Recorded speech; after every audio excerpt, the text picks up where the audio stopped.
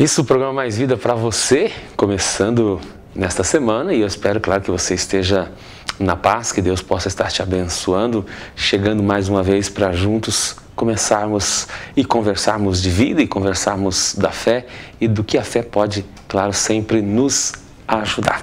Então você fica aí, daqui a pouquinho a gente volta para falar sobre fé e vida. Hoje a palavra do Evangelho de São João, capítulo 6.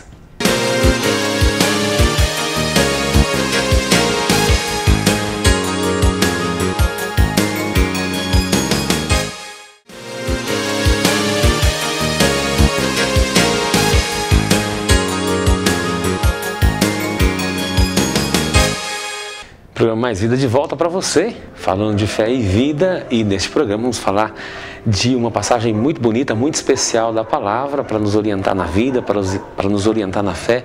A palavra é do Evangelho de São João, capítulo 6, uma palavra muito conhecida de todos aqueles que acompanham e que têm uma vida de fé, lógico, e daqueles também que não acompanham.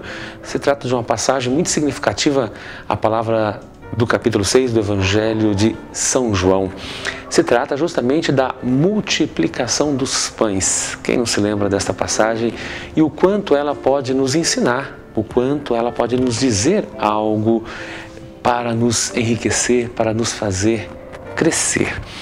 E a primeira coisa que nós vamos identificando nesta palavra era justamente que o contexto era aquele onde Jesus, por estar fazendo tantos milagres, por estar curando, por estar abençoando, por estar acolhendo as pessoas, por estar tratando as pessoas com tanto carinho, tanto amor, como nós sabemos, por essa forma de ser do Senhor, o Senhor atraía para Ele muitas pessoas, uma multidão estava com Ele, e não seria diferente também nesta passagem, a multidão que cerca o Senhor, que vem ou que vai à procura de Cristo, que vai à procura dos seus milagres, que vai à procura da sua palavra.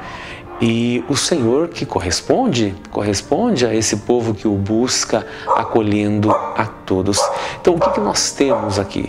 Nós temos que, diante daquela multidão que estava ali, daquela multidão que precisava desse Jesus que os acolhia, essa multidão, o tempo foi passando, aglomerada ali, e diante da noite que já estava vindo, que estava ficando tarde, e a multidão com fome, houve uma intervenção por parte dos discípulos, e uma intervenção muito significativa. A certa altura, o Senhor é chamado e vão dizer para o Senhor: Senhor, olha, precisamos te falar uma coisa muito séria, muito importante, é porque já se faz tarde e as pessoas estão aqui e nós não temos como dar de comer a todas essas pessoas que estão aqui, porque nós não temos comida, nós não temos como ofertar, então nós queremos que o Senhor faça uma coisa. Jesus, ouvindo, claro, né, os seus discípulos, qual seria a ideia dos discípulos para resolver essa situação de uma multidão aglomerada e que precisava comer. Aí a ideia que deram foram dizer ao Senhor que era para ele despedir-se da multidão, ou que era para ele mandar a multidão embora, para que ela fosse providenciar o que comer, voltasse para suas casas, para que eles não tivessem, né, que ter todo esse trabalho de poder resolver esse problema. Ou seja, diante daquela situação, os discípulos preferiram lavar as mãos, preferiram que as pessoas fossem embora. E aí, é claro, desse momento parte o ensinamento de Cristo para nós, um ensinamento enriquecedor, né? Porque se a gente for olhar bem um pouquinho esse comportamento dos discípulos, a gente vai começar a se questionar sobre se realmente essa é a verdadeira atitude que nós temos que ter. Lavar as mãos, né, fazer de conta que não temos nada a ver com o problema, que isso não toca a nós, que não é nosso problema. Será essa mesmo a melhor opção? Será essa mesmo a melhor alternativa? Será esse mesmo o melhor comportamento que nós devemos ter? O comportamento quase como que seguindo aquela frase que é filosofia para tantas pessoas, cada um por si e Deus por todos, é assim a melhor forma de resolver os problemas. Mais ou menos é isso que os discípulos fizeram ali naquele momento, não querendo assumir a responsabilidade de ter que providenciar o que comer aquelas pessoas, aquela gente que estava ali. Então, certamente foi o mais fácil a se dizer, foi o mais fácil a se fazer. E nós estamos numa sociedade onde tudo que nós não queremos é trabalho para resolver, é dificuldades para enfrentar. Porque a nossa sociedade é uma sociedade pragmática, é uma sociedade muito prática, é uma sociedade muito utilitarista, é uma sociedade muito hedonista, uma sociedade onde o prazer ele tem que ser vivido acima de tudo. E é claro que cansa, dá trabalho, dá fastídio você ter que se responsabilizar, você ter que ir atrás para resolver os problemas, você ter que se envolver com as pessoas, você ter que se envolver com os problemas das pessoas. Isso cansa, isso traz dificuldades, isso não dá prazer. Sem contar que não é nada fácil você, às vezes, dar conta de ajudar, dar conta de estar junto com as pessoas nos seus problemas. Não é nada prático, não é nada fácil, porque as coisas são às vezes muito complicadas, precisam muito do nosso tempo, e aí a gente não tem tempo, e aí a gente não gosta que as coisas não se arrastem, não demorem, mas tem situações que não tem como resolver de uma hora para outra. Enfim, uma sociedade, tudo que nós não queremos na nossa sociedade é justamente nos envolver. E isso, claro, traz uma grande dificuldade, que é a dificuldade de você ter compaixão. Porque a compaixão, ela exige de nós um envolvimento. A compaixão significa eu sentir com o outro a sua dor. Não esqueçamos disso, hein? Sentir com o outro a sua dor. Detalhe, compaixão não significa eu carregar o outro. Não é isso. Mas significa eu andar ao lado do outro, eu estar com o outro. Isso sim, compaixão nesse sentido é não abandonar, é não ser indiferente, é não deixar o outro ali naquela situação, mas é descer até a situação do outro, levantá-lo, colocá-lo ao meu lado para que ele possa assim seguir avante e até onde for necessário que ele ande ao meu lado, apoiado por mim. E, claro, isso não é que é para a vida toda. Por isso que às vezes eu falo para as pessoas assim, olha, não confunda, hein? Ajudar alguém não significa você carregar por toda a vida alguém. Não é isso, né? Mas, enfim, precisamos praticar a compaixão. E a compaixão exige de nós envolvimento, exige fazer a experiência com o outro. Não é estar no lugar do outro, mas exige a experiência com o outro. E aí, é claro, isso dá muito trabalho, isso nos tira da nossa rotina, isso nos tira do nosso ritmo de vida, isso não é nada prático, muitas vezes isso não é nada gostoso. Não é nada gostoso, né? Eu me lembro a irmã Dulce dizendo, dos testemunhos dela, do envolvimento dela com os doentes, né? Madre Teresa de Calcutá falando do seu envolvimento com os doentes, no sentido de que estar junto curando as feridas não é certamente algo gostoso, né? Estar com aqueles que estão com as feridas certamente não é algo muito gostoso, não é algo muito prazeroso. E isso vai contra tudo aquilo que nós hoje vivemos. Então, portanto, com certeza é muito mais fácil, é muito mais prático dizer, manda eles embora, que eles se virem com a fome deles, do que nos envolvermos com as coisas. Principalmente quando elas não estão diretamente envolvidas a nós, ou conosco, o desrespeito a nós, E indiretamente, porque acaba que tudo está, de alguma maneira, está envolvida conosco.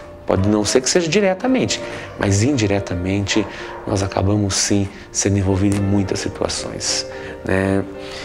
Por exemplo, se nós pegarmos o que vem acontecendo agora, se você pensar na Europa, por exemplo, né? A Europa achar que, por exemplo,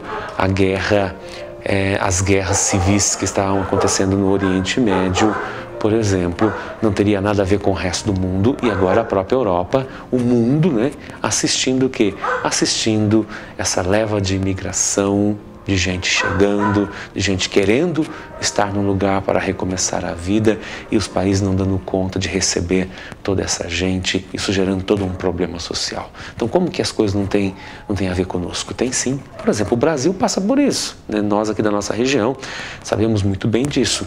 Quantos haitianos nós estamos recebendo já estão nas nossas cidades, desde quando aconteceu aquela catástrofe no Haiti, né? Quanta gente aqui chegando, né, nas nossas comunidades. Enfim, de certa forma, os problemas eles estão interrelacionados, não tem como a gente dizer que não estão. Então, portanto, né, as coisas têm sim a ver conosco, pode não ser que seja diretamente, mas indiretamente estão. Então, nós temos que tomar muito cuidado em dizer, né, que nós não temos nada a ver com os problemas, lavar as nossas mãos, mandar as pessoas se virarem, como fizeram os discípulos, né? Manda eles embora, despede-se deles, deixe que eles se virem com o problema deles. Parece que as coisas não são tão simples assim, e Jesus, ele teve uma ótima resposta para os seus discípulos. Nós vamos ver depois. Fica aí, daqui a pouquinho a gente volta.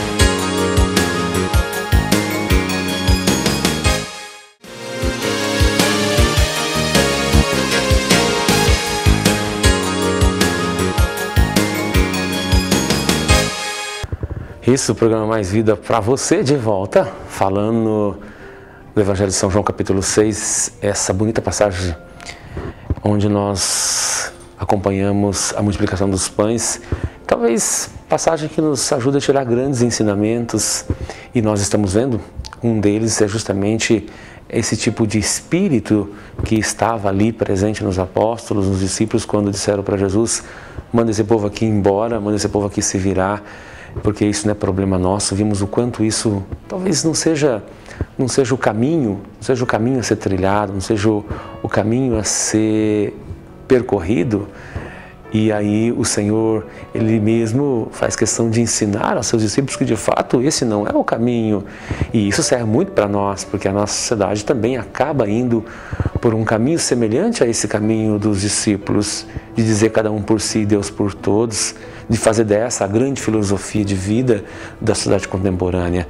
E aí Jesus, ele tem uma outra forma de abordar, uma outra forma de ver esta questão. E isso acontece de que forma? A gente observa isso na resposta de Jesus, né? Em seguida Jesus diz assim para os seus discípulos: escuta, mas vocês não têm nada aqui para comer? E aí a resposta que disseram ao Senhor foi: Senhor, não temos aqui alguns pães, temos aqui alguns peixes, mas muito poucos, 5 pães, 2 peixes, aqui temos algo irrisório aqui diante de toda essa multidão, não dá para a gente fazer nada com o que temos aqui em mãos. E aí começa justamente o grande milagre. Aliás, eu digo sempre quando falo disso, que o grande milagre do Senhor não foi transformar os pães, os peixes o suficiente para 5.000 homens e ainda sobrarem cestos cheios. Não foi esse. O grande milagre do Senhor, e esse é o maior de todos os milagres, porque esse sim é difícil de fazer. O grande milagre do Senhor é fazer com que o coração humano seja um coração menos egoísta e seja um coração mais de partilha, de condivisão, que seja um coração menos apegado, que seja um coração menos indiferente. E é isso que o Senhor faz com os seus discípulos. Esse é o grande milagre que o Senhor fez. E Ele fez de que forma? Ele pegou os seus discípulos e disse assim: é o seguinte, vamos pegar o pouco que tem, e vamos dar a esse pouco que tem uma pitada de partilha. E vamos fazer isso de forma organizada. Manda aí o povo sentar em grupos e nós vamos pegar esse pouco que se tem e nós vamos partilhar, e nós vamos dividir, nós vamos repartir, para que daí a gente possa resolver a situação, para ver se é possível resolver, para ver se na partilha é possível resolver. E de fato, né? Aí tem duas coisas fundamentais aqui. A primeira coisa, a ideia de mandar sentar e organizar as pessoas. É claro que quando nós organizamos, quando nós nos organizamos, quando nós ajudamos a sociedade a se organizar, os grupos a se organizarem, as comunidades a se organizarem, é claro que a coisa que nasce da organização só pode ser um milagre.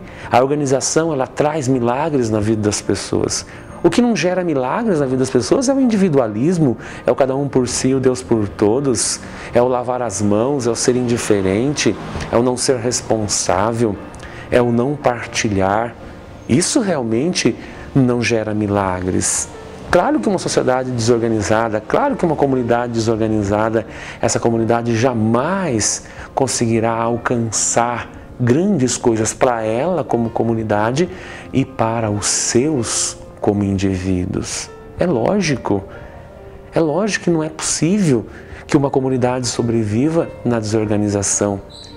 É fato que não existe milagre numa sociedade desorganizada. E pior do que desorganizada, numa sociedade desorganizada, individualista. Pior ainda será, é o próprio foco do mal, a desorganização, o individualismo, o cada um por si e o Deus por todos. Isso é o ideário do mal, é a presença do mal, certamente. E certamente que daí não nasce nenhum tipo de milagre. E a gente vai entender então por que a palavra aqui, organização, ela é fundamental. E de fato é assim, né? Eu lembro de uma experiência que eu tive numa comunidade onde nós tínhamos que fazer com que naquela comunidade acontecesse o milagre da paz. Por que o milagre da paz?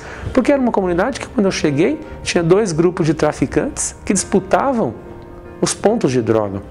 Uma comunidade que, para entrar nela, se cobrava pedágio ou era cobrado por um dos grupos de traficantes. É claro que nessa comunidade, o grande milagre que precisava era o quê? Era o milagre da paz. Mas como que esse milagre ia nascer lá? Esse milagre ia nascer lá de que forma? Você acha que ia existir milagre nessa comunidade se eu dissesse assim para as comunidades, ou se nós disséssemos para as comunidades: olha, nós não temos nada a ver com isso, a igreja não tem nada a ver com isso, vamos lavar as mãos, manda esse povo se virar, manda esse povo para lá, isso não é por conta nossa? Você acha que milagre ia acontecer? Não. E aconteceu um milagre. Sabe quando aconteceu o milagre?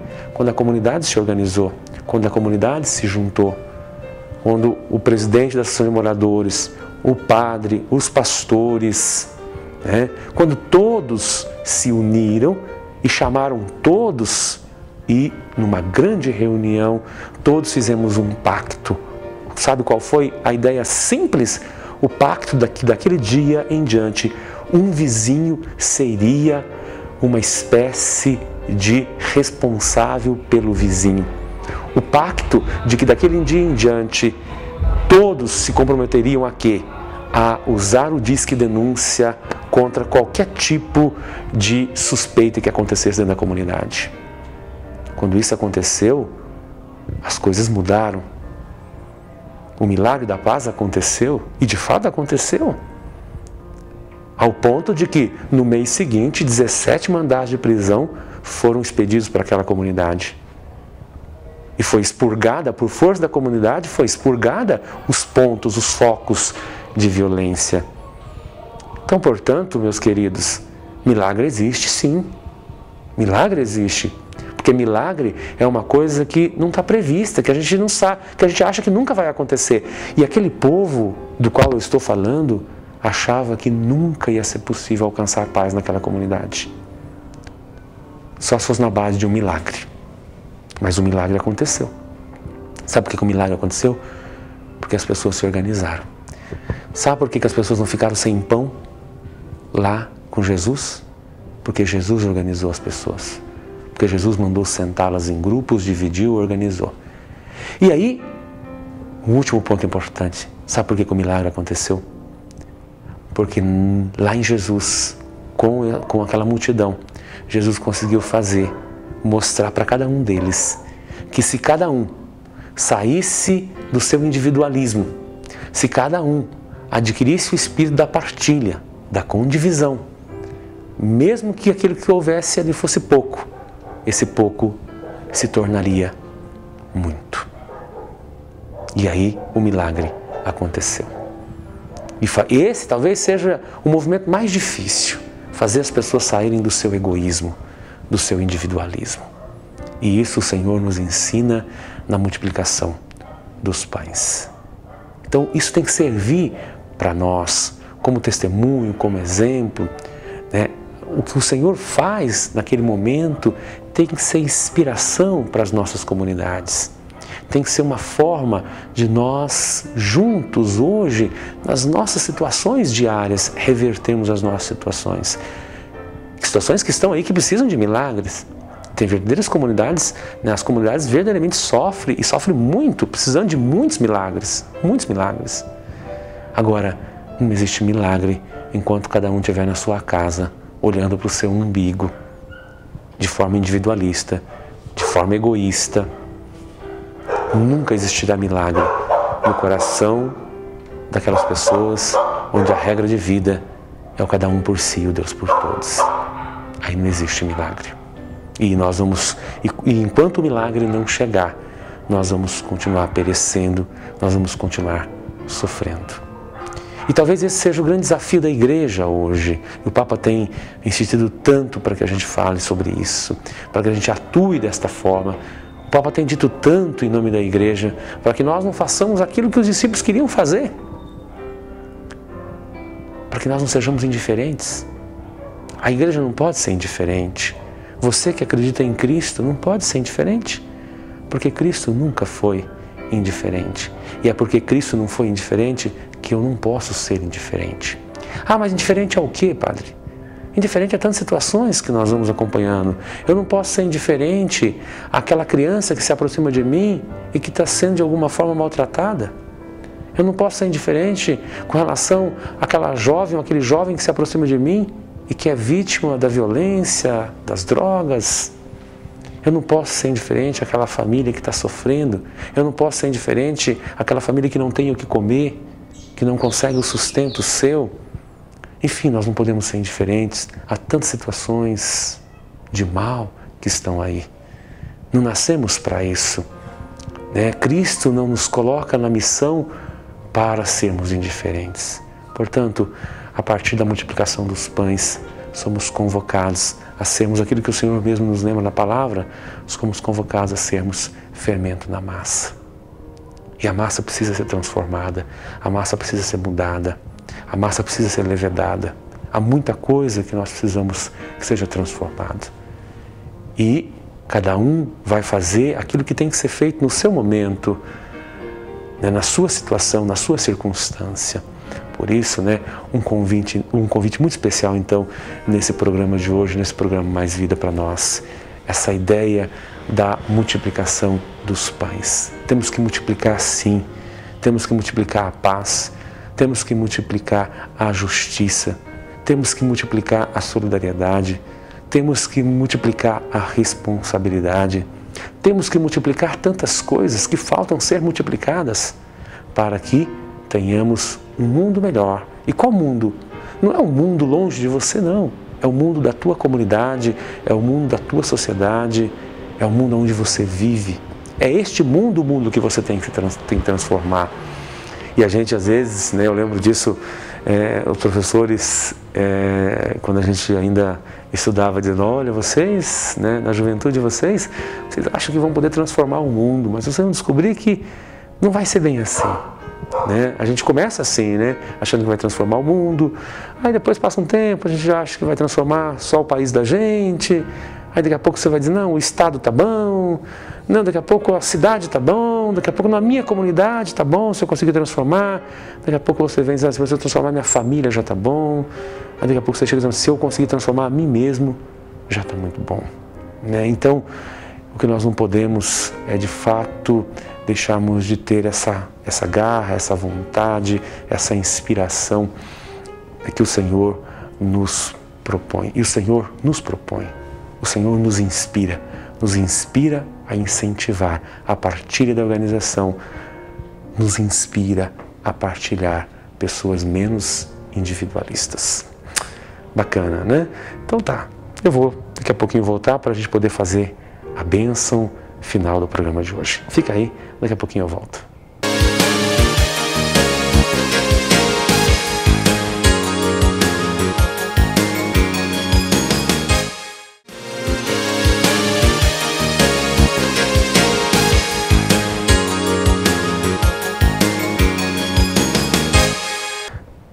De volta ao programa Mais Vida, para você e, claro, né, para poder abençoá-lo e dizer para você que Deus possa sempre ser aquele que o proteja, que o abençoe, que o fortaleça.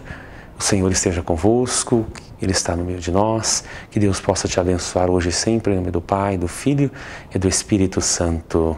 Amém. Fiquem com Deus.